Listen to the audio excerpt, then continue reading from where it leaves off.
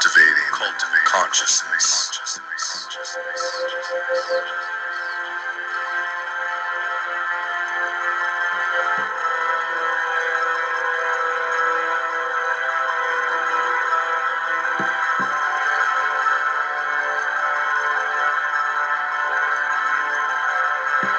With your host, Kelsey, Sweet.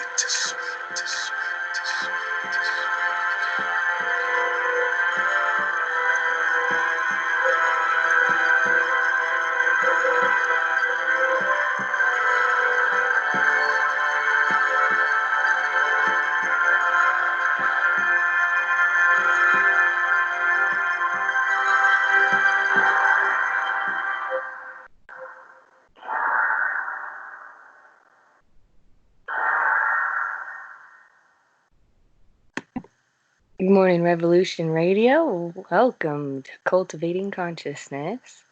I'm Kelsey Sweet, and I'm so excited to be here with you this morning. What is it? April 22nd. I hope you had a good 420 the other day. I hope things in this COVID lockdown thing are working out okay with you and going well. It's been definitely an interesting month for us all, and I think as far as Revolution Radio goes, we are very grateful to have you in this space. And I know, speaking for myself, I am very grateful to have this space and for the information that is shared and provided here, because it's information that you can't find anywhere else. And it's information from people connected all across the globe, which is super, super exciting. And I think the greatest part about it, too, is the people here are all volunteers. And so this radio show is very, very, very, very, very grateful to have its listeners supporting it. And we've done a pretty good job since last week, and I noticed raised a couple extra $100 more. And so if we can keep that going, that would be awesome. You can go to freedomslips.com and you can push on our donations button, or you can you can send us checks, right? I think we still have the Patreon going. There's different ways that you can support us and that you can keep us going. We'll help keep you going, right? Vice versa. This is Cultivating Consciousness. It's nice and early in the morning. So thank you for bearing with me here on Studio A on Revolution Radio. We're so excited. I'm excited. I have a guest today too. A friend of mine, Suzanne Erdelt, here in Reno, Nevada, is here to join us this morning, and I'm excited about this because Suzanne is a neat, amazing, magical person who, in her holistic approach to healing and health and wellness, has managed to integrate so many amazing techniques into the work that she does, and has opened up and allowed her space for this kind of stuff. Any sort of engagement, right, that helps to raise the vibration and elevations of people. And we got to meet through another friend of mine who I hope to have on at some point or another, Timothy Glenn, who's an amazing astrologer and intuitive reader. And a number of years ago, he did my life's purpose reading for me. And one of the things that Tim does, is channeling into the proletariat. So Suzanne opened up her space here for Tim to do a few of those channeling sessions recently. And it's fascinating because the timing has just been perfect, serendipitous, right? Where this information about the shift and preparing us to move forward is suddenly beginning to make sense. And I think now more than ever, how we take care of ourselves is very important, not just health and happiness and peace and harmony, all the love and sparkly stuff, right? Now is the time for us to really get grounded. And it being April, and this being Cultivating Consciousness, and one of my projects having to do with April is Sexual Assault Awareness Month, right? Welcome. It's April. It's almost the end of the month. I've decided, I think this year, with everything, to take different initiatives towards how I approach this. And last year's initiative was a community forum, and we brought together different people and sides from the community to have some very difficult conversations and to talk about what to do, what some solutions possibly are. And so this year, because last year was planned within 3 weeks, very spontaneous, responsive. I think in that, what I'm learning with this year, okay, so my first initiative is creating this class, right? I talked a little bit about it last week and I've launched it. It's called How to Be a Human. I'll put the links to it in the chat room, and I think I've got a link to it up on my Facebook page and a page for it now on my website, kelseysweet.com. So you can find it, but through it, the whole point in it is talking about elevating humanity. It's talking about evolving humanity. And Tim was the first one to give me this concept and to introduce me to the idea of the Homo luminous. So I have a what do you want to call it? A skippy little bumper sticker, like phrase, I guess, that he's given to me through all of this. Where, I use it often, right? Homo luminous or bust, where we're evolving from the Homo sapien into the Homo luminous. And a lot of the work that my guest Suzanne does, right? She's working within the body and within the energetic field. Suzanne, are you here? Yes. Hi, welcome. Thank you for having me. Thanks for showing up with me nice and early in the morning. Of course, this is the best time to show up. I agree.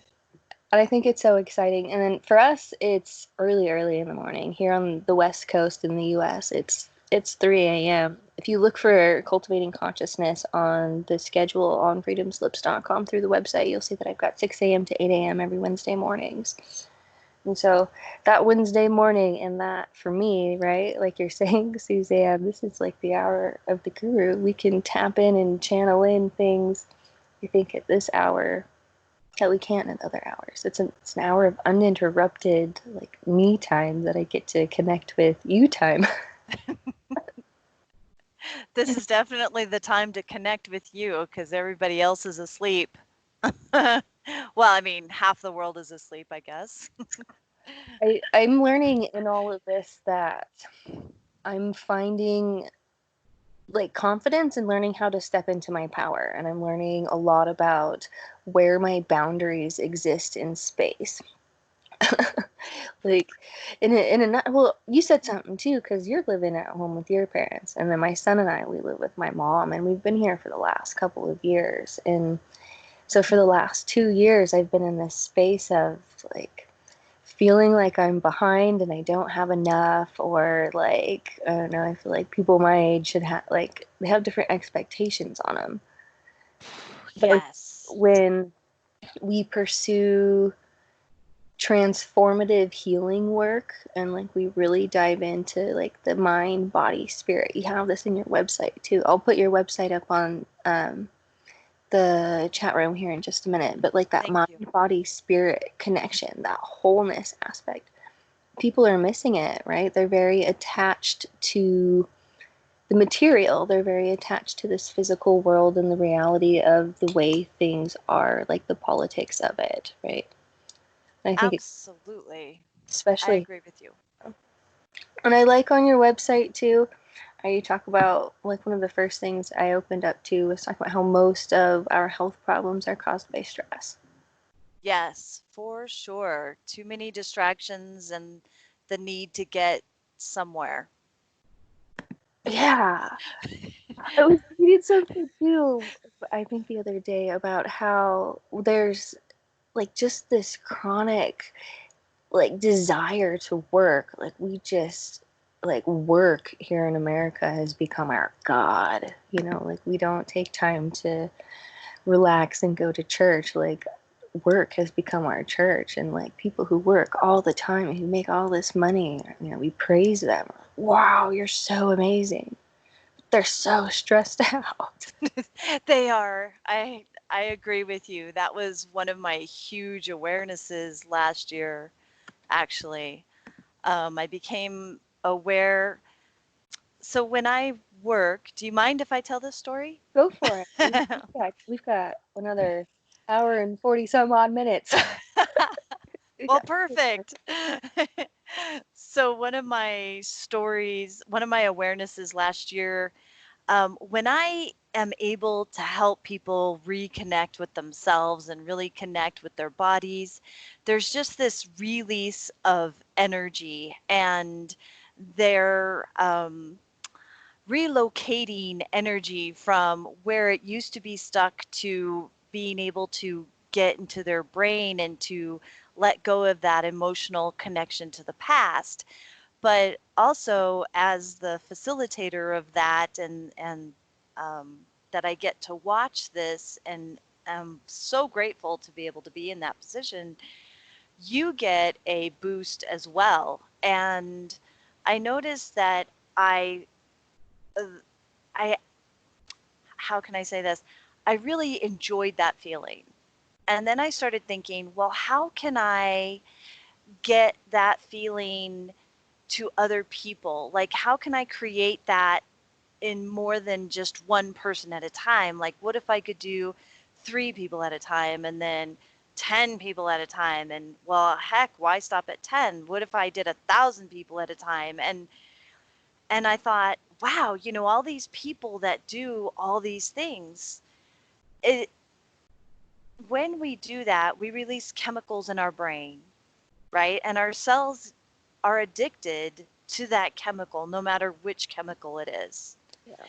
And so our body becomes the mind in that it needs, our cells need that chemical. So it will push us to either think or feel or look at and make that chemical so our cells can get that fix. And I'm like, okay, why can I not be just very satisfied with just helping one person at a time? Why do I have to go to 1,000 people at a time? Would that be for them, or would it be for me?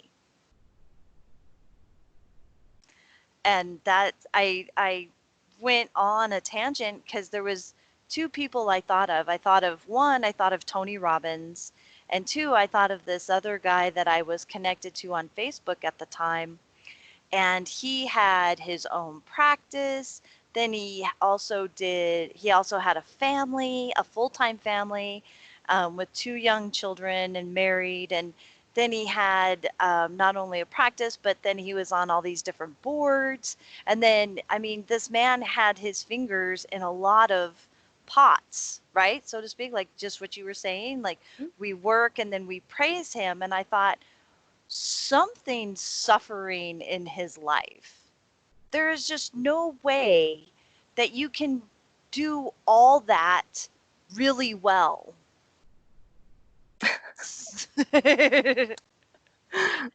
You know what I'm saying? There Yeah. is just no physical, possible human way to be a successful practitioner, a successful father, husband, spouse, a successful, board member, a successful, I mean, where something is somewhere is missing his full attention. And I decided then and there that instead of going to that 1,000 people, I would really do my best to become great at one person at a time. That makes a lot of sense. And focusing.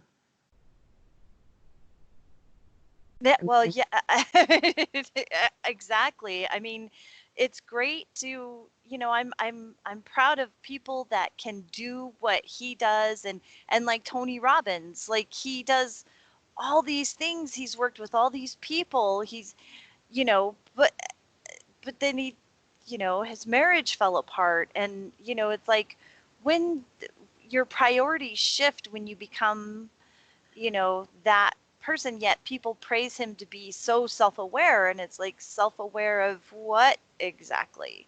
I mean, in my personal opinion, like, just to objectively look at his career, I mean, he came from nothing to a god, literally, in society. I mean, but if his stuff, now I don't want to offend diehard Tony Robbins fans, because some of his stuff does work, but does it? does it really work? Like, are people as successful as he is? It's interesting because it seems sometimes like it's a drop of luck or knowing the right people or sometimes with the intention or whatever it is that you draw to you. For sure. Exactly. And that's another thing that I'm personally practicing myself right now. Deep meditation and going deep within myself to look at all my blocks and to become very comfortable with the unknown. Very, very comfortable with the unknown, because right now there's so much that's unknown about my career, because I don't, it's going to take a while for me to get back to work Yeah. as a massage therapist, to put my hands on people, so what can I do in the meantime?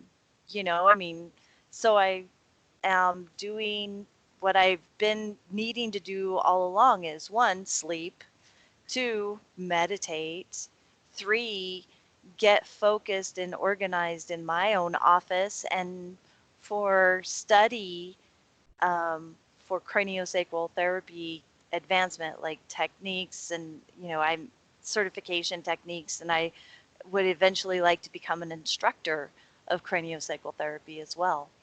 I mean, that's, my path right now. That could very well change. It's interesting in these times because we really don't know what's going to happen going forward. And we're all in this position where we're having to really look within. And Yes.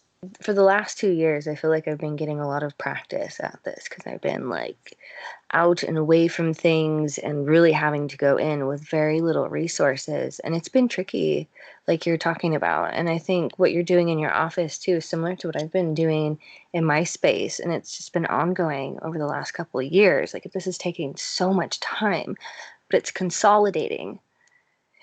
It's like, do I have, I know, speaking for myself, so much clutter and junk and overlap, and because I think for myself in this, where in trying to figure out what it is that I do, because like you're saying, I'm one of those who likes to do many different things. I'm very entrepreneurial in that regard. Hmm. But marketing and trying to sell this stuff is really tricky. Like, what do you call it, And so Amen. because when I try to explain to people what it is that I do, like, I mean, even go back 5 years ago, 10 years ago, I'm trying to talk about all these things. People are like, huh, what? I don't get it. But now that people are in this position where they're starting to understand what consciousness is, it's like we're all being very like mirrored with ourselves and having to like look at ourselves like as an entire species. And we're recognizing how like this very singular, like the work on the self, the work on the one person can have a huge impact on the world. Because that one person that you're working on can impact so many people in a different way. Like that one person can be key to resolving energetics in a multitude of ways. But the same thing for like 1,000 people, like that 1,000 people in one space, that's still one space with a combined intention. And I think this is where people are unconscious or where people are still sleeping, is the behavioral side of it. It's so simple. It's like, what is the function of the behavior? And this is what you're talking about, is like when you're looking within and you're trying to figure out like why am I doing what I am doing? Am I wanting to see 1,000 people for 1,000 people to help 1,000 people, or am I wanting to do that for myself, right? Like, where is that? And it's based on the context. It's based on, I don't think there's like a right, wrong, good, bad sort of a thing, but it's understanding the function of it and then adjusting the language so that the function of the behavior is for the collective good.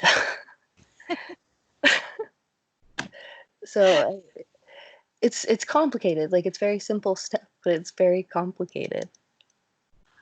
Well, I think it's only complicated in my humble view, it's only complicated because people are so afraid of looking at themselves.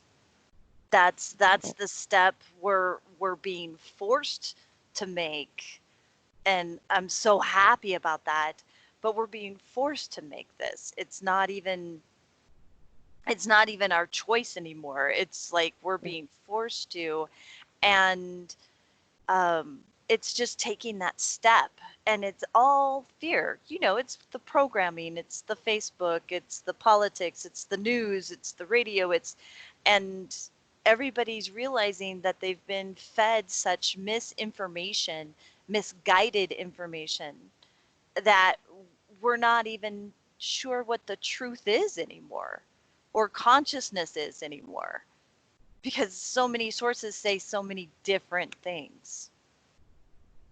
It's very cluttering. And then, like, we've got to go through and reset and clear out what doesn't work anymore. And I think we're seeing that on like the micro to macroscopic level, like you're talking about. It's something that's inescapable. Right now, for sure. Like, Definitely. things are changing, no doubt about it. And if it's collective conscious, and if we have any way as a like collective human species of steering this ship, it'd be really nice if we could steer it all in like the same direction. Well, I think that's what happened is now we're being forced to look and work together on this, and with this invisible enemy, as President Trump would say. I mean, it is an invisible enemy, but so is misinformation, because we Mhm. don't know where it's coming from.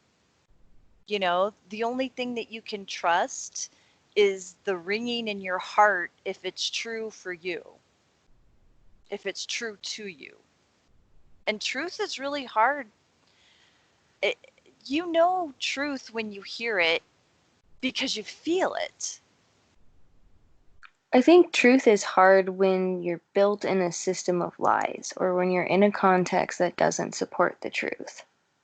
True. Because And you have everything fighting it. Well, this is what Tim told me, right? It's like it, the caterpillar morphing into the butterfly thing, the thing in the cocoon where you have all the caterpillar cells at first, right? So like Earth right now is all these little caterpillar cells, and then in come the butterfly cells.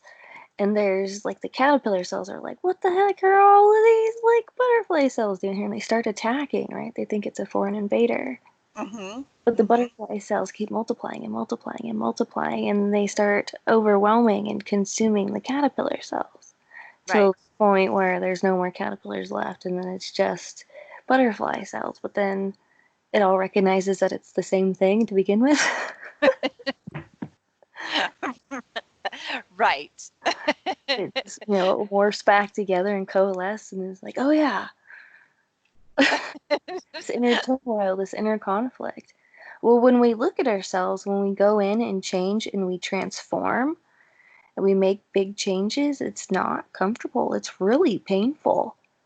And I'm sure you've gotten to experience this with different types of people on many different levels in doing body work. Because my experience in having body work, be it cranial sacral or different type of massage work or anything that adjusts the energetic and body field at the same time, Mm-hmm. there's this big release because the body stores emotion. And we like to repress the uncomfortable emotions. We like to repress the heavy stuff, the things we don't want to feel. Mm-hmm. And then when we begin to loosen up the body and relax and we release that stress has to come out. And it comes out as that stressful emotion. It's uncomfortable. It's tears. It's this. It's a big release. It's not comfortable. And we're not taught as a whole like how to cope through that. We're not taught what that is. We're told that if you feel anything and you cry and you're not perfect and happy and perky all the time, then you're a bad person. Right. Yes. stop crying. There's no crying in baseball. Right. I mean, life's hard, and um, life for some has definitely been hard and painful for sure. And I feel for everybody that experiences pain and hard choices and suffering, and you know, uh, just that whole circular hamster wheel. You try to get off it, but it brings you back. And it's hard to sit down and get out of that hamster wheel for sure. But that is uh, underlying addiction. I mean, to simply put, again, on a scientific level, uh, those feelings are producing chemicals which our cells crave. And until we're able to sit down and look at that addiction and go, okay, I'm not going to do that anymore, and then forgive ourselves when we do, because we are human. That it's okay to slip back. It's okay to feel. It's how long you're feeling it. It's how long. Now, is this feeling going to be a couple days, or can you allow yourself that hour? It's shortening the impact time of that hamster wheel, or going back into that hamster wheel, that makes us better and helps us get out of that addiction thinking. That I mean, I hate to use that word. I can't think of another word to think of to describe that, other than it's almost like a subconscious addiction. I Yep. mean, you think what you feel, and you feel what you think. Yeah. Dr. Joe Dispenza is my hero right now, so sorry if I quote him a lot. I think it's perfect because it ties into, no, it is all addiction. But I mean, whether it's running too much or whether it's, drinking too much alcohol, like addiction is addiction. Right. And I mean, it's not just a substance, but it literally is a substance because it's the chemicals our brain already produces. Yeah. So feeling that negative feeling, even though you're thinking positive, until you look at that negative feeling and you look at what that negative feeling is. So, it could be when you were 7 years old and you got pushed off the swing and told you were so ugly you could make train wrecks. I mean, it's where that is, and it's like, okay, well, I forgive that. I let that go. I don't need that anymore. I'm better looking now, or something. I love that person that told me that. It's forgiving yourself, for one, holding on to that, and two, forgiving that person for telling you you're so ugly that you can make a train wreck. I think a lot of these addictions too are also coping mechanisms, and when we're young, it's important, I think, in some regards, to protect ourselves and to keep ourselves guarded. And maybe you'll agree to this. I already do. Mm, Your for sure. ego is amazing. It's it's one of the best things that kept you sane as a child, no matter what happened to you. Your ego was your defense mechanism, was your shield to keep that heart as together as possible. you know so your ego is amazing. It's that thing that kept you going. It's that thing that helped you, motivate you, whatever, to keep going, to keep living, to have you hold hope into there's got to be something better. So yeah, your ego is phenomenal. It's just now time. The reason the ego is so powerful is because, again, it did its job so well that you get used to being controlled by your ego, instead of going, okay, thank you so much for your amazing contribution to my life, but it's time to evolve now. It's time to go bigger and better and into the unknown, which is scary because it was scary as a kid. Most people lived every minute as an unknown situation. So it's scary to think that as an adult, you want to step back into that unknown. It's tricky. Well, when it comes to consciousness, something like 95% of our behavior is unconscious. So much Correct. of our attention, like out of the trillions and trillions of stimuli around us at any given point in time, through studies, it's been shown that in working memory and present time, with mindfulness, we can attend to like 4 things at a time. Right, exactly. 4. So everything else that we're doing, everything else that's driving our body, that's driving our meat suit is programmed. It's unconscious programming, it's subconscious programming, it's collective programming. It's habit. Yep. Yeah, it's habit. Some of it is our biology. We don't have to think about how to make our heart beat. Our heart beats. There's just our bodies have a mind of their own. Our brains have a mind of their own. I think our spirit also has a mind of its own. And when we can align all of these different facets and sides of ourselves and become whole, then we feel better. Absolutely. But But we it's definitely feel lighter. tricky though, and I think maybe you'll agree to this one too, because if we're going to heal and we're going to have emotions and we're going to release, if we're going to do it consciously and mindfully, like there's an appropriate time and an appropriate place. Context is very important. It's not to say that if you're feeling something that you should fly off the handle at any moment. That's not always a good thing, or it's not always a safe thing. Sometimes it's not safe for other people because you put other people in harm's way or at risk. Mm. I think more often than not, it leaves us vulnerable. This is why we shut it down and why we guard it, because our emotional body, that subtle body, can be very vulnerable energetically.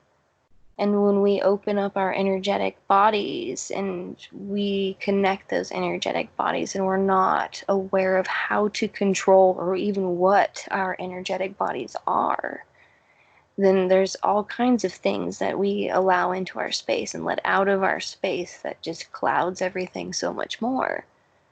And through my own personal journey and healing experience, I've learned that at times when I've been most vulnerable in the context or in places with people who haven't had my best interest in heart or people who weren't professionals, Mm-hmm. it's done more damage in the long run.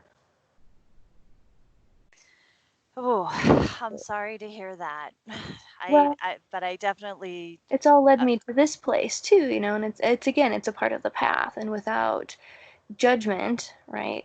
Because right. again, context, because I put myself in those situations from one perspective, there's part of me that wanted to feel and learn and go through this experience, Oh yeah, you know? definitely. We're all learning at our own The pace. hard way. Like, Well, I'll be honest with myself. I like I like doing things the hard way. I like challenging myself. I like pushing those emotional limits and seeing how durable my consciousness is. But I'm a consciousness researcher and an artist and a weirdo and an eccentric person, and I spend a lot of time by myself. This has been a lifetime, maybe lifetimes of doing this work and doing this journey. So I don't know what I got myself into. I'm addicted to it. there's worse things to be addicted to. That's what I tell people. There's always worse things you can be addicted to, for sure, other than researching consciousness. I mean, Continuous self-transformation, exploration, and what identity is. exactly. Let's call it art. Okay. At the end of the day, what do? I'm an artist. This is one of my many canvases and my many platforms. But I've had to like program my mind to approach these sort of things that way. Like it's putting out the meditation for the throat chakra of like, well, how do I learn how to speak my truth? And then being presented with an opportunity to do radio on Revolution Radio, where there's like, here's 2 hours to talk about whatever you want. Just please don't say the F word. Thanks, guys. I'll try really hard. Right? But it's this space, and I think when we allow ourselves to experience and to go through the things and to have these revelations, and when we allow ourselves to change, there's some really neat, exciting things on the other side. Yes, absolutely. And I think that's what people have forgotten about. Most people need to predict their day, need to predict their future, and they'll take certain steps, and that's their journey, and that's okay. I mean, what I've learned, the biggest lesson I've learned, because I always wanted to help people. I'm like, how can I help you with that? How can I help you with that? When I realized that some people are meant to be awake and some people are meant to be asleep. I mean, it's all subjective. Everybody's journey is definitely subjective, and I want to meet people where they are in their journey and go, okay, what can I do or be to help you with what you want right now? And be the best present person for them right now where they are on their journey. And I'm so grateful for that. It was a big eye opener for me. This is another one that Tim gave me, I think, during this whole like life purpose reading. This was like 10 years ago. I gotta Wow. get him on here. The three of us would sit and talk. Oh my gosh, that'd be so fun. Just to pick his brain. But he tells me in through all of this, and I have found myself using this analogy in a lot of my own readings and things, and somewhere in my chart comes in the Hermit, in the Hermit card. And it's a number 9, and so in numerology, it's the apex, right? Before the cycle starts back over. Right. So it goes to, it dives into 10, and through the archetypes uh, in the tarot deck, the Hermit also, I believe, is number 9. And the Hermit in the traditional tarot deck, or in the traditional Rider-Waite, he's often seen like standing on top of a mountain. And if you think of it like a pyramid, or like Maslow's hierarchy of needs, or whatever, or like a spiral ascending, right, where there's the one on top, the 9, the one on top, and then the base of it, the first level is wider. There's more people down there, right? But he says, if you're a hermit, if you're a 9, and you're standing there at the top of the mountain, right, and you have your light on, like, that's your job. Now, what hermits tend to do, when you have an overarching perspective, or when you feel like you're an ascended or awakened being, and you can look, I don't want to say look down on, it kind of gives the wrong connotation, but when you look down the mountain and you can see how far up you've climbed, right? Mm-hmm. When we see people who are at like level 2, level 3, level 4, hermits have a tendency to come down off of their mountaintop and then bring themselves down to level 4.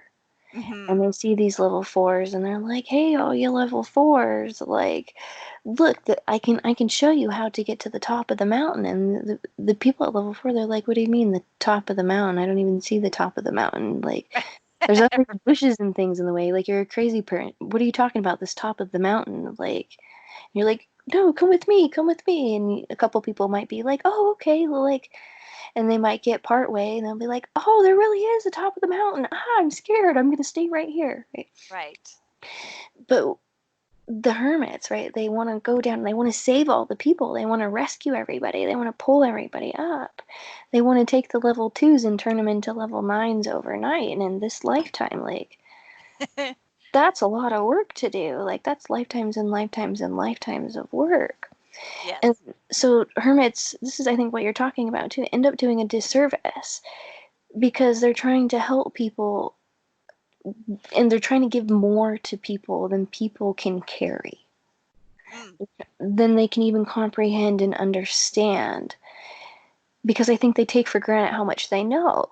So then what happens if there's these number 8s, right? And the number 8s are like, all right, I'm almost at the top of the mountain. I'm almost there.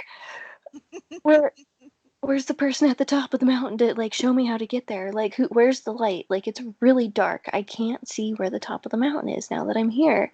Like, the hermit is supposed to be standing there at the top of the mountain with his freaking light on. Like, And he's is down messing there. around with the threes. You with the light. What are you doing down there? Like, Yes. I need you up here. Where are you? And you're like, I'm coming. Hang on. I'll be right there, right? And you're trying to drag all these fours with you, and people are like, I can't keep up. And you're like, hold on, like this, like the martyrdom, right? Right. For sure. So I think we're all being called to hermit a bit. Right? We're all like being told to like turn on your light, right? We're our own little mountain, so turn on your light so people can see you and they can find you, and the people who need your help and need your services, like, can be there. And when you need somebody to like help fill up your kerosene lamp, or to give you a match, to give you another candlestick, whatever it may be, like, there will be other lights right there. You can see them. They're all interconnected. And if everybody is lit up, then you really don't have to walk very far to get to the next mountain peak. You can like throw a rope over, or maybe jump over to the next peak. But if the next light peak is way far away, I mean, it's going to take a while to get there. So, I don't know, Suzanne, we got to turn everybody's lights on. Let's see. Did I lose you, Suzanne? Let's see. She may have. Oh, she disconnected her microphone. Technology. It's okay, Suzanne. You'll be back on here in a minute. We've got a few more minutes anyway. This is a good opportunity to plug in the radio station again. I'm here. There you are. Okay. I'm going to plug in the radio station a little bit anyway before we go on break, because we've got about 11 minutes or so before we go on break. Sure. I'm so sorry. No, you're good. You're good. This happens. This is live radio space, and we just run with it. Okay. No, there's no judgment here. There's no judgment at my table. I was so excited about the topic. I just, my feet were like, click. Uh-oh. Right. The enthusiasm, it's kicking. Yes, exactly. We can't always account for like the things going on around us. Like, we can't control for every factor as much as we can choose. We can't control everything. Ultimately what we choose is going to be what's most reinforcing to us. So we have to define the function. We have to redefine the function of the behavior. How do we make this really uncomfortable, awkward time reinforcing? Like, how do we make this a positive thing? Right? We got to reframe it. Definitely reframing is a good thing. Looking at it, I know it's really hard to look at it as a gift, but listen to me. This is a gift. Yeah. I mean, this is a time where we're being told to slow down, sleep, exercise, organize your house, spend time with your kids, get to know each other as adults, as children, as human beings to human beings, interact, create, connect. I mean, we're literally being told that. Stay home, sit on your butt. What? What do you mean? Right? I mean, resolve your emotional stuff. exactly. One of my physician friends said there's either going to be a lot of divorces or a lot of children that come out from this. There's going to be a lot of single parents after this. A lot, exactly. But I mean, this is such a spectacular time to look at what is going on around you, and is this making you truly happy? Is your job making you happy? Is it fulfilling you? Is it serving a purpose other than to put food on the table? I mean, this is a time of such deep reflection and such a gift given to us as a world species. I mean, we're getting cleaner air, we're getting birds, we're getting, goats in an Irish town. I mean, it's just so amazing that life is going on and we're able to go on, period. It's a neat thing. We're pretty resilient. If there's anything that I've learned about being human is that humans are really resilient, and it's really difficult to kill the self. Yes. Yes. But boy, there are people that like to try, isn't there? Oh yeah. Oh yeah.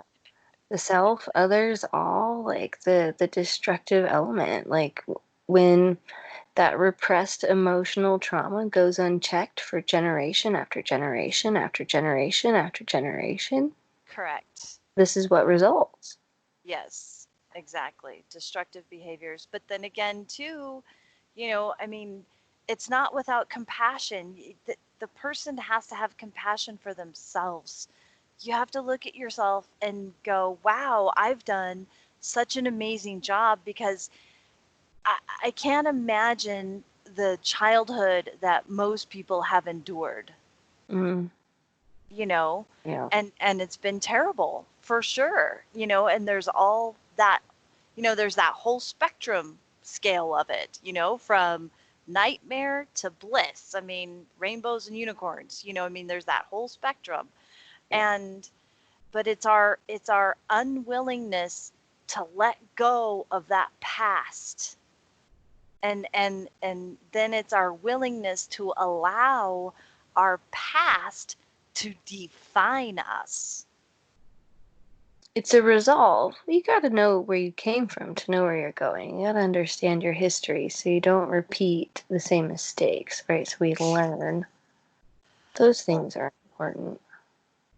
Well, for me, those are definitely important things to learn, but to make it define the choices in your future is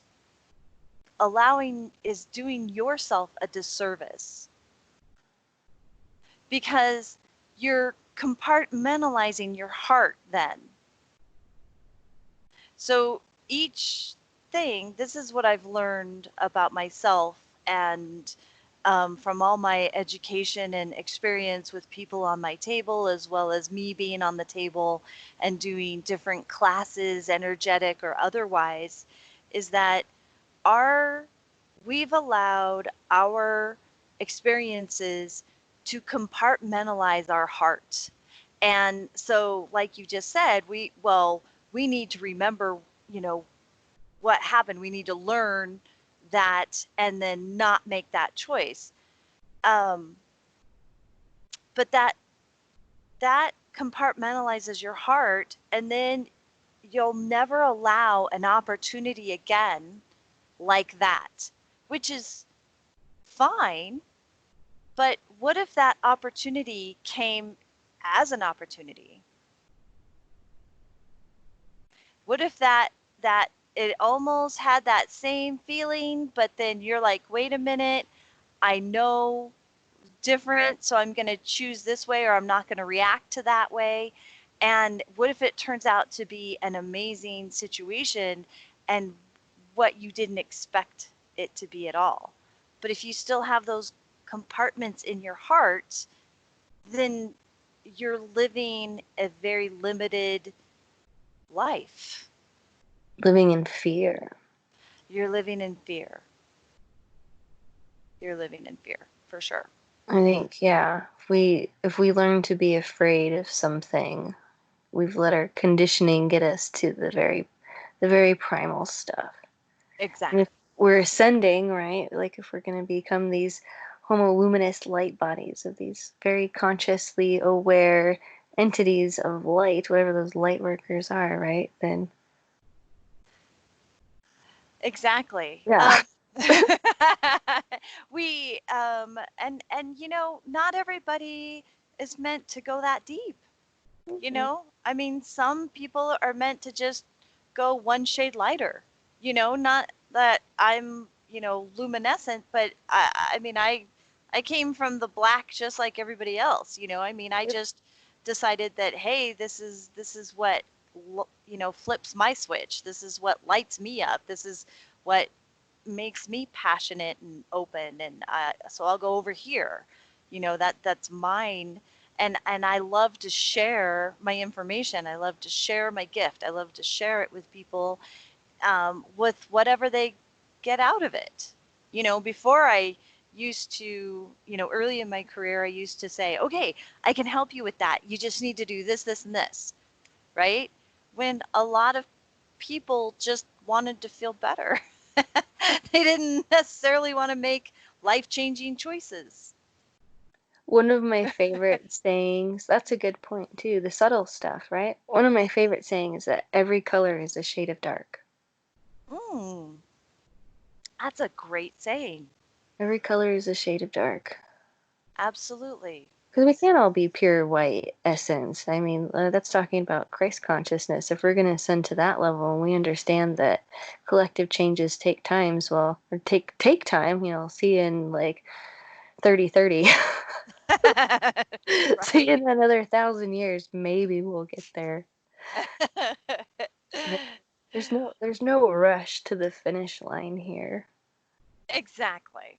Exactly. There really isn't.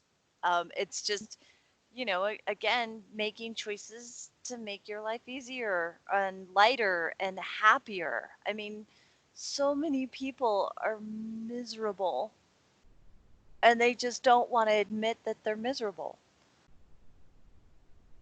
Why do you think that is? because then they failed as a human being, or they failed in their endeavor, or that again they fear the fear of failure. I think is part of it for sure, but also, um, failure is not an option. Fear is not an option. You know, blinders on, going forward. Don't look at the flowers. They're very machismo statements. They're Exactly. patriarchy statements, right? It's It, like shifting. We it's go on we go on break here in just under a minute.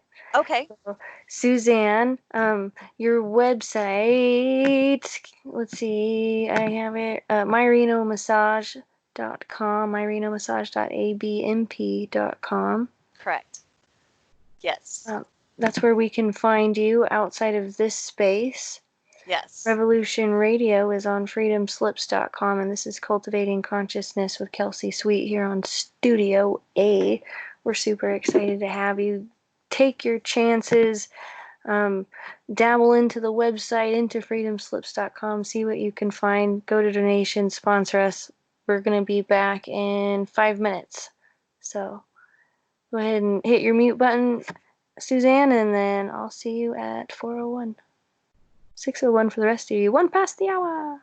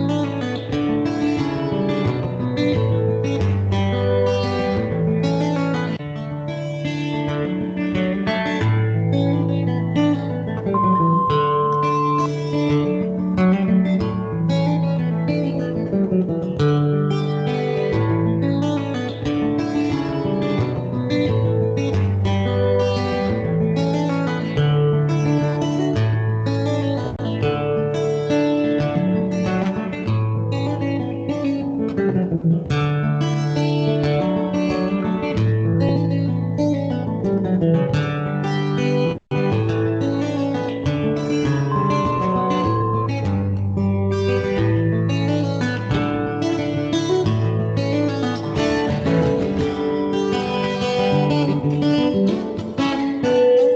to Revolution Radio at freedomslips.com, and we'll be right back after this message.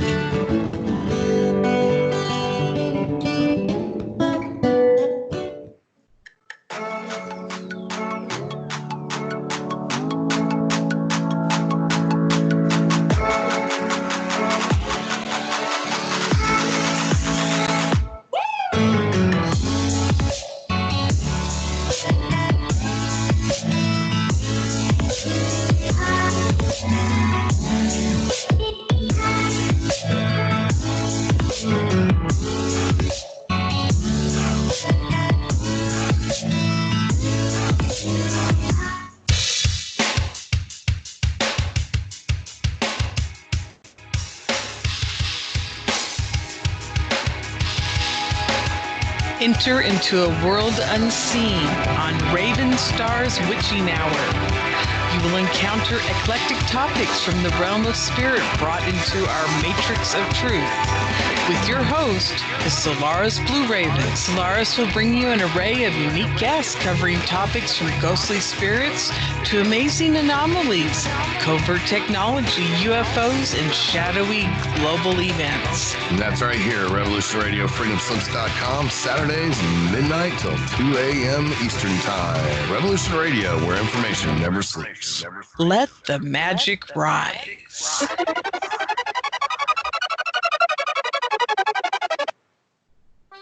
Hello, Karl Marx here. Look at my wonderful hair. Notice how I sweep it back. Carl? I call it the 360 sweep.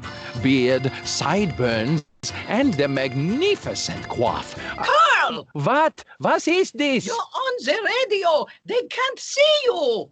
Oh, yeah, I get confused. Want to learn more about the Marxist agenda and other important stuff? Listen to The Ultimate Remedy with L.B. Bork, Tuesdays, 6 p.m. Eastern, right here on Revolution Radio.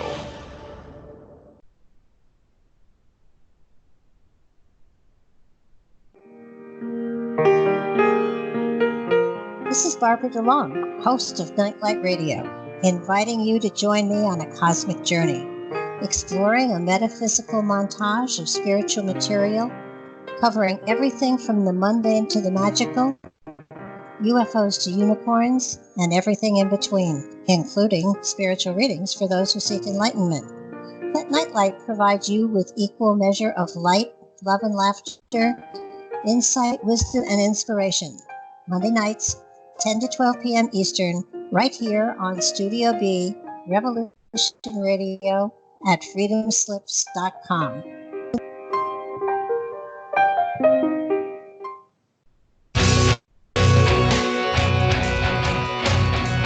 All right, thanks for listening while we took that short break here at Revolution Radio, freedomslips.com.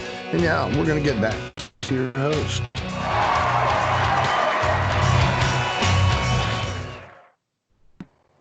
Welcome back to Revolution Radio, and welcome back to Cultivating Consciousness.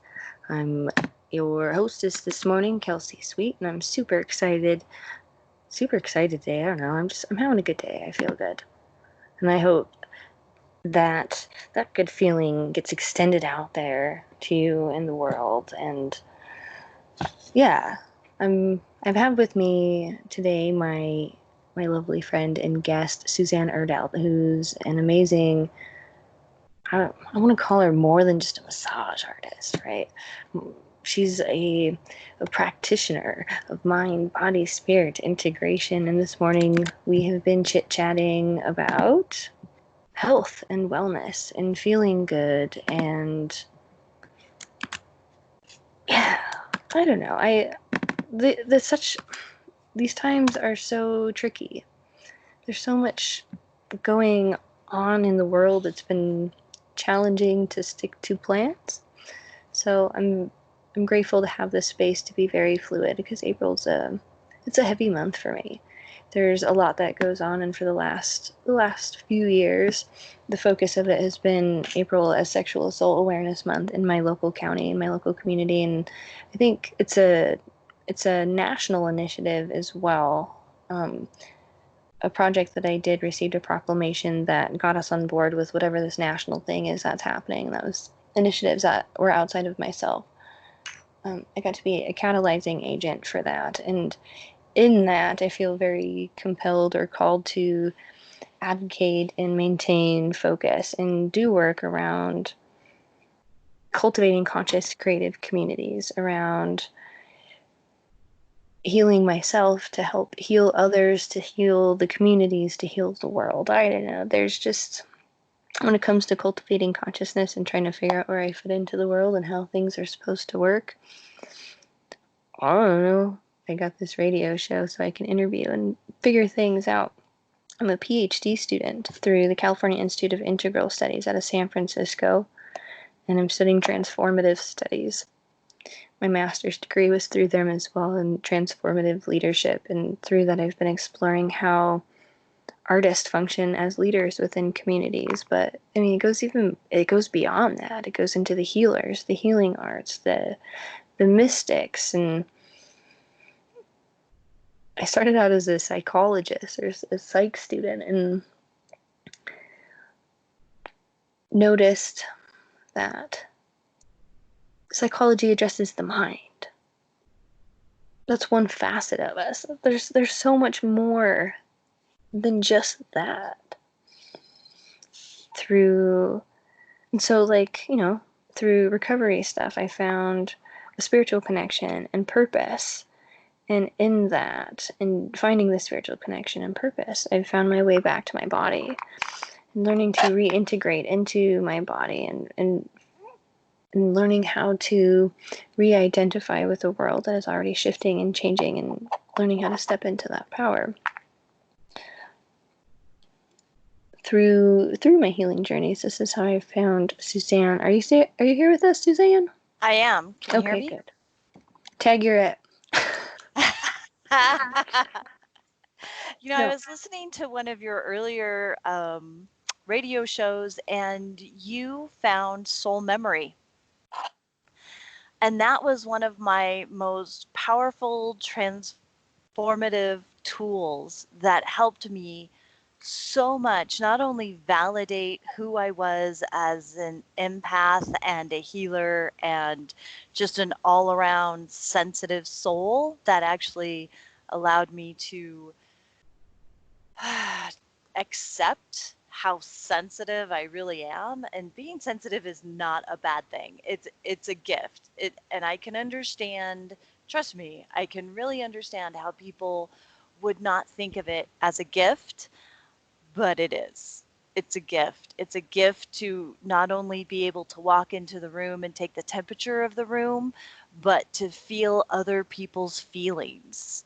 And not only that, but to, as you evolve as an empath and a sensitive, to be able to help people feel better, to help transmute negativity into positivity. As my friend said, that she goes, you sprinkle fairy dust with whatever room you walk into. You might have gone into Walmart and not have bought a thing, but you helped somebody in there transmute something that they were dealing with. And that's how this universe works, is we don't know how we're affecting other people. I really like that you brought that up, because it's a great point. I can totally relate to that. When I learned that my moon was in Pisces, I had that, oh, that's why I'm so sensitive. That's why I feel all that. Oh, right. Because I'm a behavioral psychologist, so I'm all about where's the data, where's the facts, like show me. I'm an empirical research scientist. So when it comes to the mystical, fluffy, lighthearted, like it doesn't make sense, but it explains everything. So it makes sense to you. Right? What? Our awarenesses are for ourselves. I mean, we can share them and other people might be able to get a piece of that, like that one piece of glitter might help them and their awareness, but our awarenesses are for our own evolution, for our own selves. It took me a really long time to understand that, like, that's what was going on. Like, walking into a space and feeling like everybody else's things. It took me a while to realize that that's what that was. I always thought it was just me. Oh, yes, the just you syndrome, you freak. Yeah, yeah. Where you're like, oh my God, what is this? But again, I'm an only child of a single parent. I've spent a lot of time alone and being a sensitive person, and then so throw me out into the larger spectrum of the world as a very shy person. It's just like, so many feelings, just overwhelming amounts of feelings. And so learning the language, learning how to, like what you're saying, learning that you're not the only one. I'm not the only one who feels this. Like, there are other people out there who are sensitive people. There are other people who can, like, feel these sort of things, and I think most people have that potential. Like, we all have psychology, so we all have, like, psychic potential, but it's so buried deep within us. Or we use it differently. We have different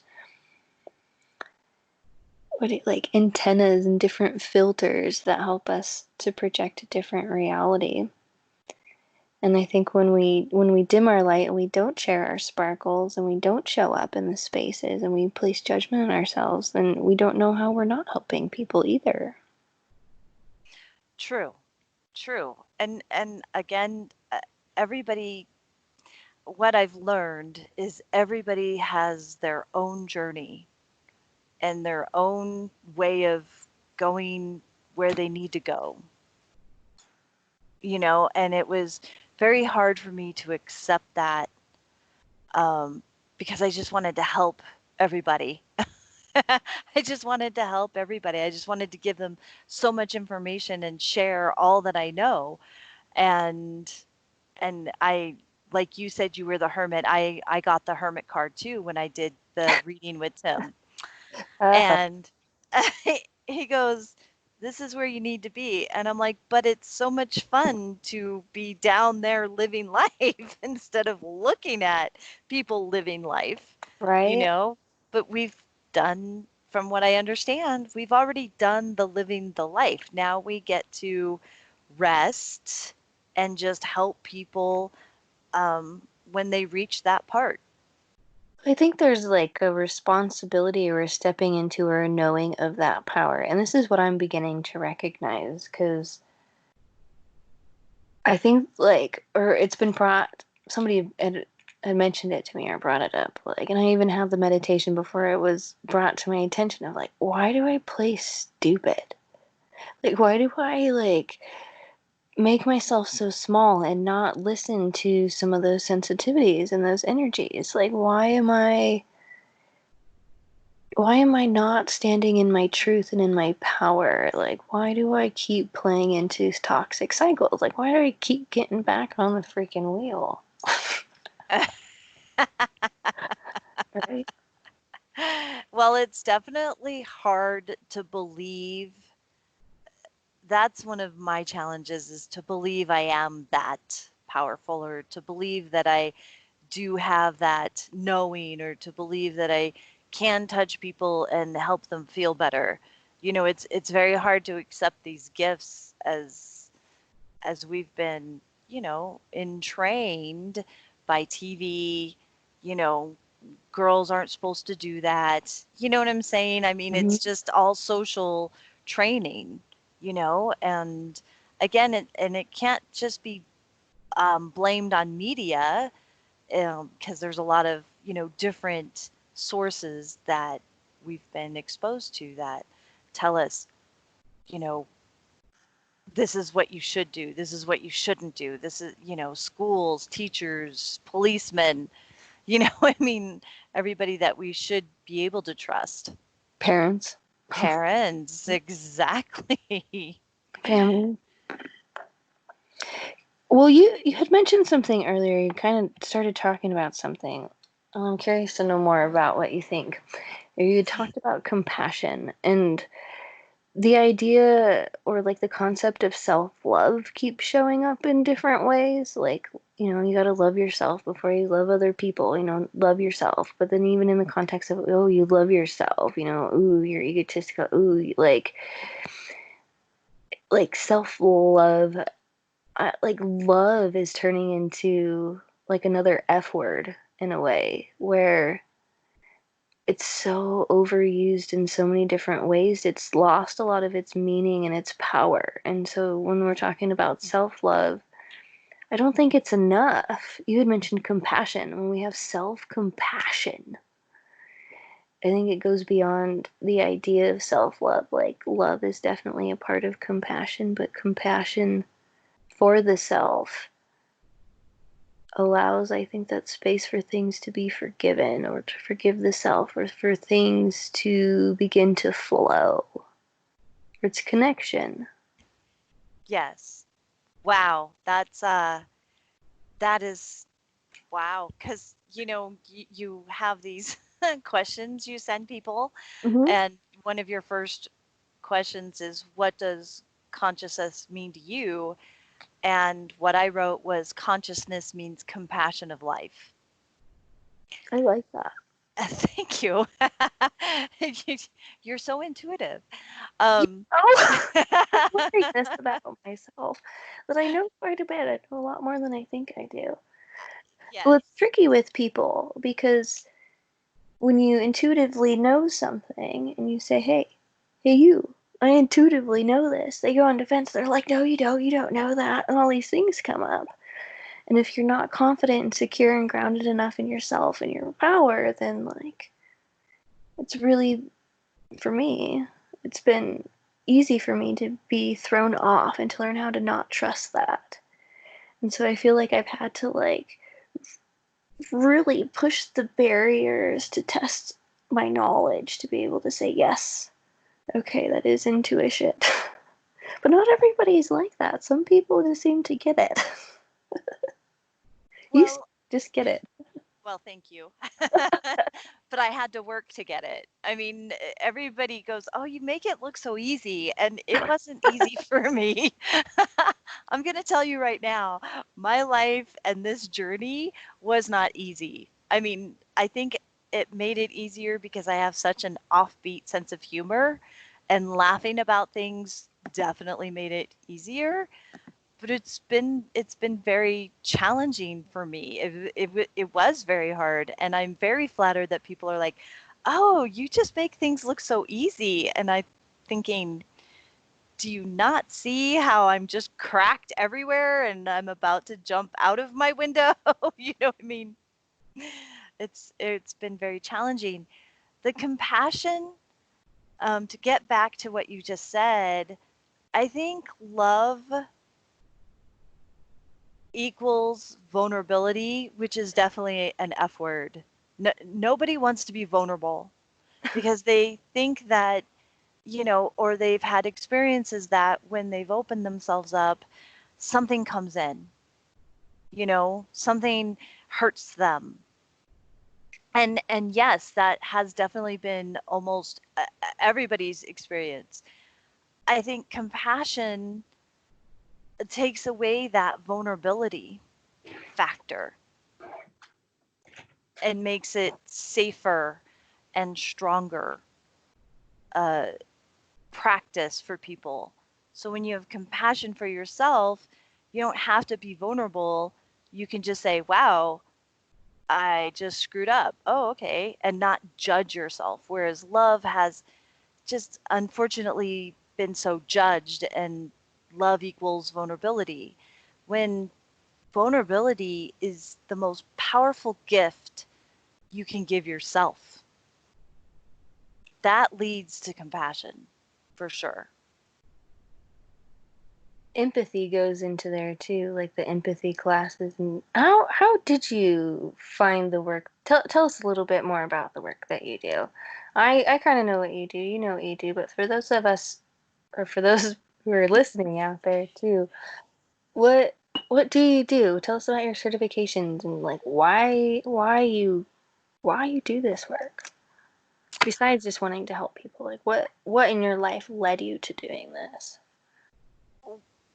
Well, to long story short, or short story long, I was 25 and I'm thinking I need to have a focus. I need to have a career. So it was either working with children or doing massage. And I thought, well, children are very important to me because they're our future. And, there's just been so many neglected children out there that I thought, well, if I could go out there and help children, then maybe I could just make a difference in the world.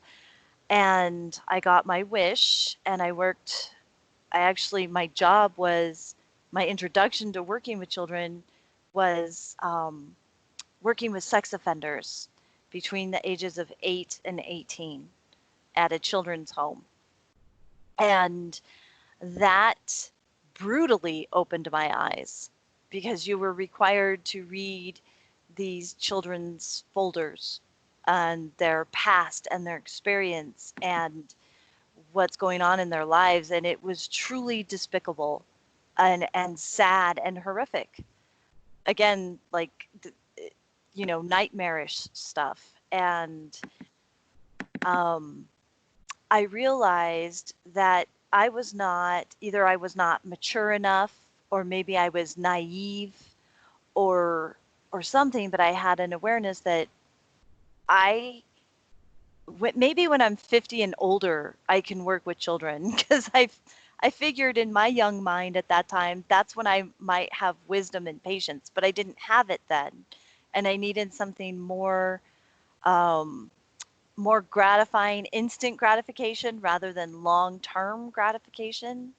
And then also I identified with some of the things that these children went through. I went through myself. And so massage was it. And when I went to massage school, my light turned on and I realized this is how I'm going to help the world. And so I went to massage school and I started massaging.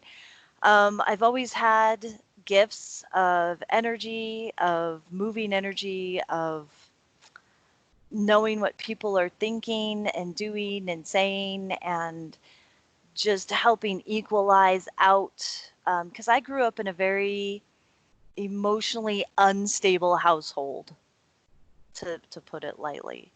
And so I learned how to go in and stabilize it, or to laugh, or to help people laugh, or, kind of my gifts were that. And then through massage therapy, it helped me define my gifts. It helped me go inward. It really balanced out my energy. I was able to be physical and mental at the same time without exhausting either one. And my journey on this was of such healing for myself. I realized that everybody that has ever come and gifted me with their presence and laid on my table has helped me heal a facet of myself. And so in such a short time, even though 20 years is a long time, in such a short time, I was able to become who I am now because I practiced what I preached. I learned what I talked about. I really tried to stay away from stuff I didn't know about. I think it's really important when finding healers and finding other people to help. And I'm glad you mentioned that too, because I get insecure in my own practice and helping people because it's transformative studies, it's transformative leadership, it's psychology, it's art. Like it's all work that I'm actively doing. Like I'm doing the work along with my clients. whether they know it or not. And so there's this like fine line of keeping my stuff out of other people's stuff, but at the same time being open enough with our stuff to be able to talk about what the transformative process is. Mm-hmm. And it is healing. I think when the work is done well and when we're vibrating at our highest potential and we're at our peak, then the energetic exchange that goes between both people are healed, both people are energized. It's not a draining situation. Correct, absolutely. And just to make a point out of what you just said, there's so many people that have asked me why I work so hard. Like people, they're like, gosh, you work like 5, 6 days a week. You're always working. You're always working. And I'm like, this is not work. I've done work. This isn't it. And I have a job where I don't need to take a vacation from. That's cool.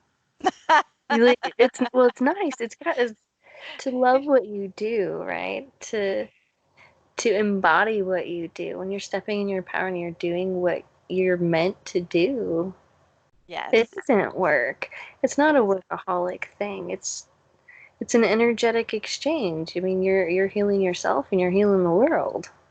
Yes. And thank you for saying that. But yes, definitely healing myself. One of the biggest, uh, so I learned in my career that I was great at finding unconscious pockets of energy in people's bodies. Hmm. And I would like it's a vibration or a frequency. And to me, a body that's in health has a certain frequency. And then when you pass over, or when I pass over that certain place, the frequency goes down. It's like, "Nyeh, brr, nyeh," and it's like, oh, there's something going on here, and stuffed emotions, stuffed energy forms dis-ease in the body, because over time it's going to break down the tissues of the body because it's all energy. What I find fascinating about cranial sacral is that it works on that energetic level. Cranial sacral Yes. therapy is weird. It's weird. I went to a cranial sacral therapist in town. I had to be like 10 years ago or so. It's been a while. But what what an epiphany when it comes to healing Right. and reaching into these different spaces. And the way I understand it is that cranial sacral works in like the spider web space between the body and the spirit. And like in a spider web, if you pull or push on one part of the spider web, the whole shape of the whole thing changes. And Right. so with cranial sacral, you're going in and releasing those points of tension in that spider web so that the spider web regains its original shape. And so that the the body energy, like body spirit bridge is connected, or so that like the filter aligns so that the energy flows. Is Right. that right? Oh yeah, no, you're absolutely correct. Craniosacral therapy works scientifically, it works with the nervous system. And your so there's two parts of your nervous system. There's the sympathetic, which is the fight or flight, and then there's the parasympathetic, which is the rest and digest. And 90% of the world is on fight or flight. Period. We stress, some stress is good, but we're overly stressed. We're overly stressed because we think about our stressful problems even though they might not be right in front of our face. We ruminate over our past, and that keeps us stressed out. Or I think another big aha for me too is when I ended up in a hospital for a panic attack. What is it? Year and a half ago? It was a while ago, maybe a couple of years ago. Oh, I'm sorry. What I had learned from it, because the doctor comes in and of course, you know, she looks at me and she's like, "Rah," and they jump to like, you know, get on psych meds, but Anatomy of an Epidemic is an amazing book, and I think that there's so many different ways around holistic well-being besides poisoning people with psychotropic medications. And so I'm having this argument with this doctor, and she rolls her eyes at me and she goes, "Oh, well, I could give you an anti-inflammatory. These anti-inflammatories have shown similar effects." And I go, "Well, you know what? There you go. That makes so much more sense." Right. Because if you're inflamed, right? Like if your body is so stressed that your body is inflamed, then your body is producing more cortisol. Is that right? Like we're producing more stress hormones. Correct. So it's perpetuating the cycle, and it's telling your body, like your brain and your body are having this conversation that like imminent doom is about to happen All the time. all the time because the Yes. hormones, the chemicals in the body are off. Correct. It's not so much the chemicals in the brain. Because if we look at my body, just like the tension that I carry, the height and the stress, you know, like I'm go go go, like you can see that there's hypertension in the body, like just by like looking, like you don't even have to talk to me, you can see that like there's intensity there, like. But to relax the muscle, to have an anti-inflammatory, when like the muscles became uninflamed and I could relax, right? Oh, then you can breathe. Mm-hmm. But it's Breathing's big. the stress, right? This whole thing is I'm like hyperventilating. I'm like, what's going on? Like, Right. but it's the stress. It's not addressing the issues within the body that need to, right? And then so I've learned, okay, it's an anti-inflammatory. Let's go to like resolving the tension there. Let's take the healthy herbal supplements that can resolve. And like things have been great. Like holy basil has done wonders in my life. Nice. You know, one of the things that I found for myself is 5-HTP. Oh, I love 5-HTP. Yes. And I did a little self-diagnosing here and research. And for me personally, I suffered from terrible, terrible monthly issues as a woman. Terrible, terrible, terrible. And um, one of the signs of serotonin deprivation is, well, depression, eating, and menstrual cramps, like terrible menstrual and PMS. And once I started taking the 5-HTP on a regular basis, my life totally changed. Yeah. So it's finding the right stuff, but then again, too, you have to realize that you're going to evolve from that. You don't know, you might not always have to take that. Mm-mm. But right now, it's great to take it because it's helping you to feel better and feel lighter. So, herbs, minerals, oh, we are so deficient in vitamin D. We're so deficient in 5-HT, serotonin, melatonin. I mean, it's amazing what these little things can do to have such a big impact to calm us down, to make us feel less anxious. We don't always have to go to drugs of some sort like marijuana or CBD or, like you said, psychotropic, Valium, etc. And not to say that anybody on those things or anything is bad. No If it's judgment. helping you, it's helping you for sure. I mean, But but there's they're not long-term fixes. I think a lot of correct. people get on those sorts of medications and then they become lifetime prescriptions. Exactly.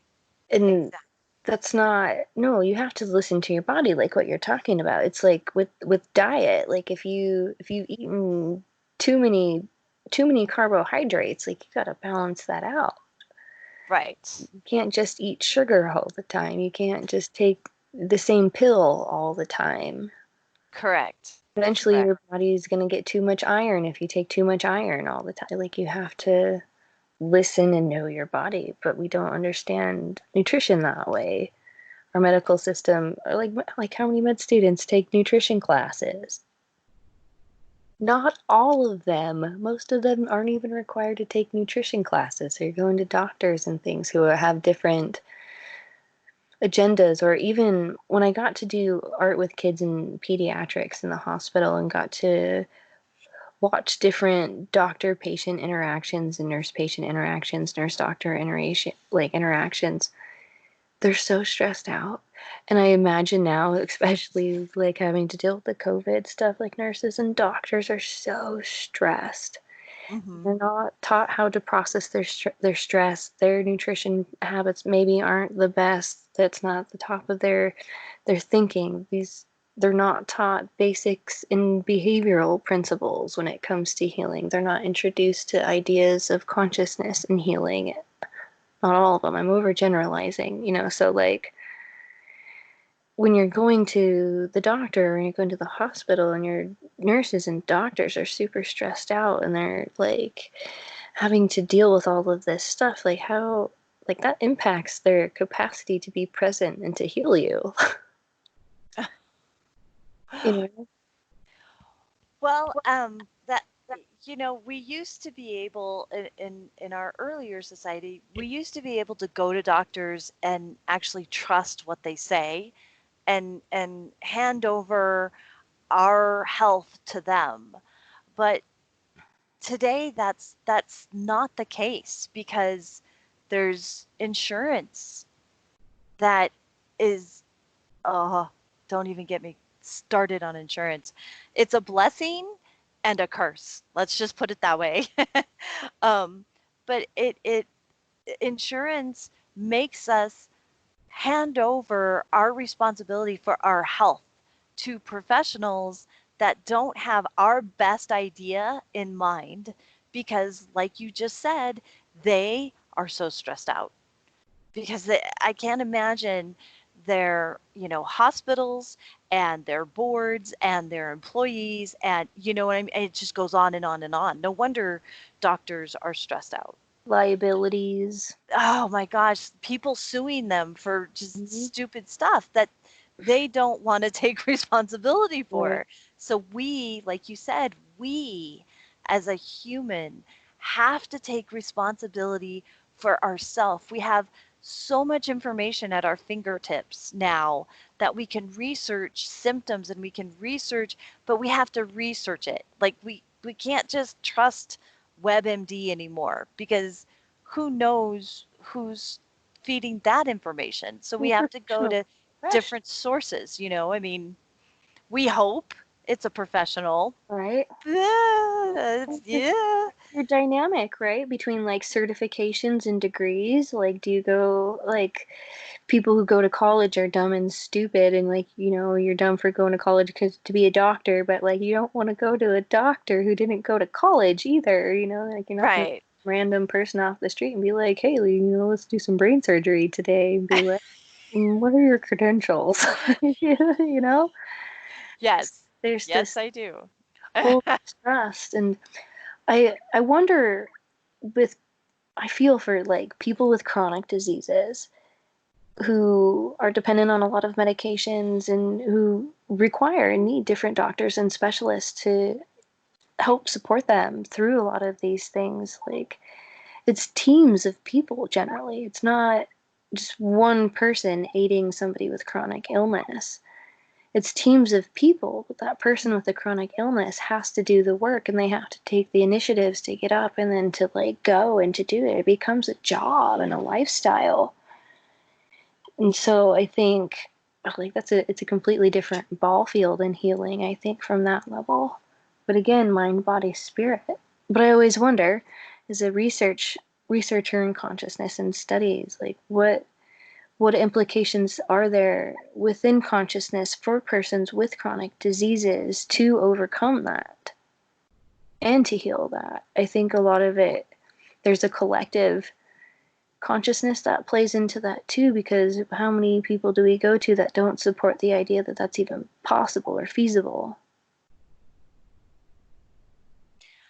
Consciousness can support anybody that wants to go into it.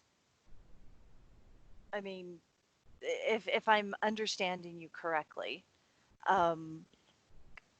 everybody just the thing is putting your foot in the river. That's it. You need to start putting your foot in the river. We are okay. So atoms, and I'm gonna. I'm sorry, I'm skipping to this, but atoms are point 0.000000001% matter, and they're 99.99999% space. So that 99.999% space is our thoughts, our feelings, information. And the rest, the matter, is 0.01. So if you realize that, that's the atom. And then atoms, I mean, there's a chain that goes up to our human selves, to our actual, meat suits walking around. If you put all the matter of 7 billion people together, it makes a sugar cube. That's the size of the matter of 7 billion people. That's not a lot of matter. That's not a lot of matter. Why does it even matter? Nothing matters. Nothing matters because it's a sugar cube of 7 billion people. So everything is nothing. And boom. But so that Your coffee. chronic condition is emotion, thoughts, feelings, and information. Well, let's talk. Okay, so let's talk about the like bioengineered weaponry, or like bioengineering these diseases as a means to like suppress that consciousness. Because I think at the end of the day, like it's like the good guy versus the bad guy in the consciousness land, or it's like the Homo sapient, the Homo luminous, or like the Homo luminous versus like some like crocodile alligator in outer space. I don't know. Like, Oh, yeah, the cabal. Okay. so Yes. like I don't know where I go with all this, because at the end of the day, like none of it matters, but it all matters, right? Like there's this idea, or the conspiracies, right? The conspiracies that something is trying to keep us unconscious, or is trying to keep us locked in this idea that everything is matter, that everything solid and physical around us is all that there is. Correct. Like this is what reality is. Correct. And yes, and there's forces that we can see, and there are forces that we cannot see that want you distracted. They want you on that medication. They want you to be complicit and compliant, and just, gosh, the Chinese, I hope I'm getting my history correct. The Chinese people used to give the Chinese emperors, the emperors used to give their workers opium to keep them complacent and to just continue to work for them. They used to dose the water with opium. And look at us now in America. We're dosing the water and we're giving people like cable television. Exactly. Exactly. I mean, there's a lot of factors out there that want you to be afraid, to keep you small, to keep you in pain. Because pain is no fun. Mm-mm. It compounds with fear, it compounds with inflammation, like you said, it compounds with keeping you in a cycle. And that's the worst kind of situation that you can be in, for sure. And I have such compassion and such I'm in awe of people that are in that chronic pain but still decide to be nice to people, that still decide to go out and deliver food to the homeless. There are so many brave spirits out there that do it in spite of, despite of. The compassion and the service. Exactly. That's one of my favorite remedies for depression and for people who don't feel good is like prescribing service. Yes, absolutely. Making you see that you're not that small, that you are part of a community, and that you do matter. Well, I think too you had spoken to it earlier, like in the work that you had done with kids, and I had the honor of getting to do behavioral therapies with developmentally disabled adults and children as well, and just getting to work with at-risk youth on the spectrum where like there are people out there who have gone through and experienced some of the most horrendous and horrific things, like the just the what we as humans have the capacity to subject other humans to in regards to pain and torture. I mean, it's just disgusting. Right. And I when you, don't think those are human people. I don't think so either. And I think they're possessed or on some, I mean, I don't think they're human because you can't inflict that pain, that type of torture and pain. And you know, for the most part, there are definitely people that are scared and human, but refuse to look at their pain, for sure. You know, because of fear of being swallowed by that pain, that rabbit hole. And it's scary. It is. so this cranial sacral therapist that I went to, she opened my eyes to something like in terms of understanding like entities or like dark forces.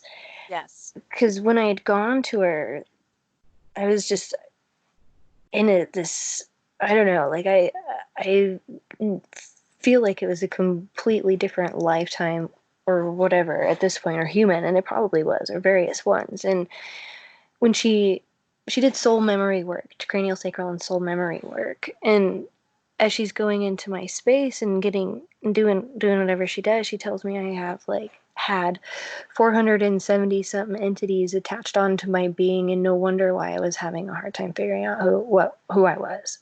Right. Because you were listening to all that. And I would, and on one side I'm like, what the hell are you talking about, lady? Like that's, but on another level, it was incredibly validating, and she gave me the tools and the understandings to clear out that energy. And then when I put that into practice and I came back to center, it's the epiphany where you go, wow, when you open yourself up to not wanting your meat suit, right? Like when you dissociate from your body and you don't care about it anymore, then you allow other things to come into that space, Correct. or other entities, and like those energies, whatever those energy densities are. I mean, they're frequencies and vibrations. It's energy. They don't disappear. They're not invisible. They got to go somewhere. And just because we can't see them doesn't mean that they're not real. But when they get into our body and our being, you're mixing in all these different frequencies, like things get weird. For sure. Absolutely. Especially when you're not aware. Um, I had a similar, this is so funny. I had a similar first soul memory reading myself. My reader said you just have uh, an amazing amount of entities attached to you. And when we help them go through to the light and let go and go forward into their evolution, it went for me, it was the first time I heard peace and quiet in such a long time. I've never heard it. I've always been in a cocktail party until that day. Right? So yeah, it's real. It's, things can attach to you. They're not always good things, but they're not always bad things either. Yeah, well, yeah.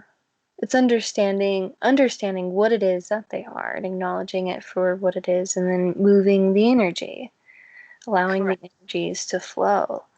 It's when those energies stagnate and build up in our body, and we hold on to them and we materialize that energy, is where things get chaotic. That's where destruction and, like you're talking about, disease happens. Correct. Correct. And again, that's where that chronic pain comes from. But we, ordinary people, have the capacity to heal ourselves. We just need help getting to that place.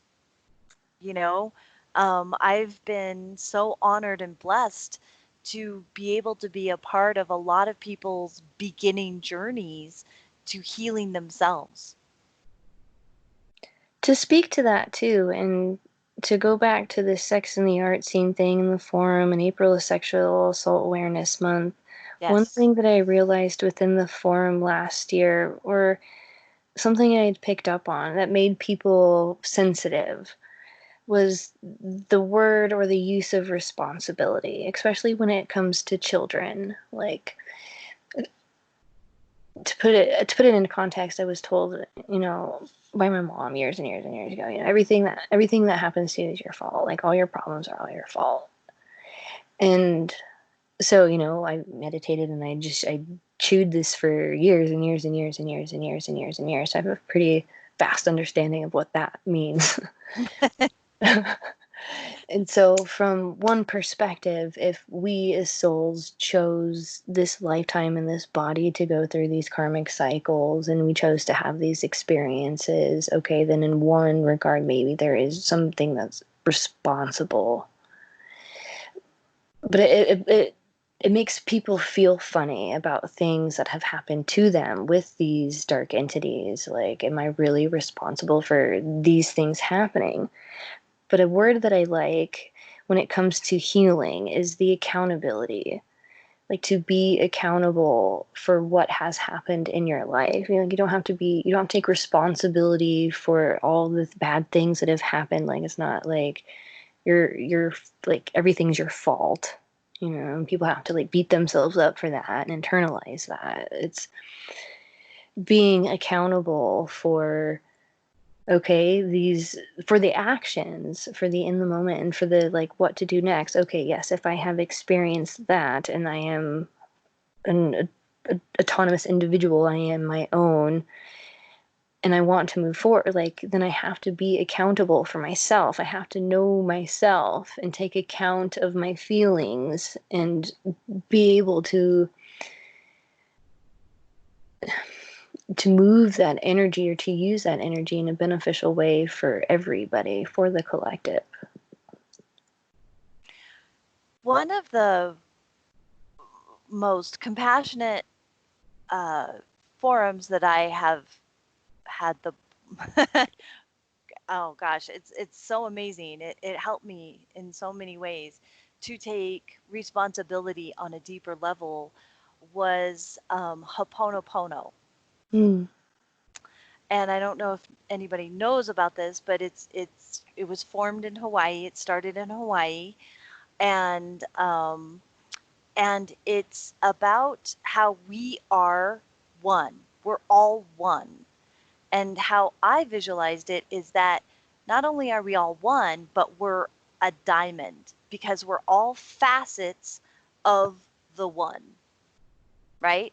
And Cool. some people can help heal more of the collective than others, but we can all do our part. And Ho'oponopono compassionately helps you take responsibility for yourself, as an individual that you identify as you. And it's I love you, I'm sorry, please forgive me, thank you. And there's a lot of people, when I started doing it, I had trouble taking responsibility for other people's actions. What it brought awareness to myself was their actions are caused by a pain that I had no idea of.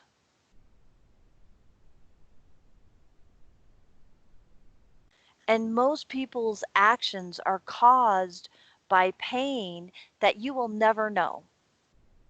Empaths can touch on it, but because you're not walking in that individual's shoes, you have no idea of the pain and suffering in that individual.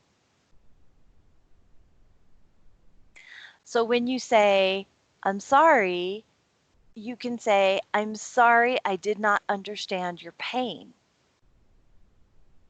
Because we don't understand other people's pain. And what brought them to there and to act out in such a way. But we can compassionately take, like you said, accountability for ourselves and not only our actions, but our reactions to that situation. For the reactions, especially. We've got like a minute and a half left. Oh, wow. And the 2 hours, it flies by so quickly. Yes, So we're going to did. have to do this again sometime. Okay. And to close it off, I want to say one thing that another thing that Tim had said to me that has stuck with me for a really long time to speak to this is like when it comes to love and unconditional love, my aha moment was unconditional love is detached compassion. Correct. So being able to have compassion for yourself, for others, but being able to detach yourself emotionally from that person, from that situation, to be able to be your own emotions and in control of your own emotions, to be love. Because if we attach ourselves to other people and other people's emotions, and there's a dependency, right? There's this an exchange or an expectation from other people, and that's not what we're going for. Correct. Yes, I agree with that for sure. Thank you so much, Suzanne, for joining us here on Revolution Radio and taking the time this morning to cultivate consciousness with me. You can find me, KelseySweet.com. You can find my guest, Suzanne Erdelt, at myrenomassage.abmp.com. We've got Mitchell coming up next here on Revolution Radio. Again, go to freedomslips.com, poke around the pages, donate if you can, give us your time and your energy, and we will continue to give our time and energy as well, and we'll create this amazing ascension for humanity, and we'll keep doing better. We'll keep growing.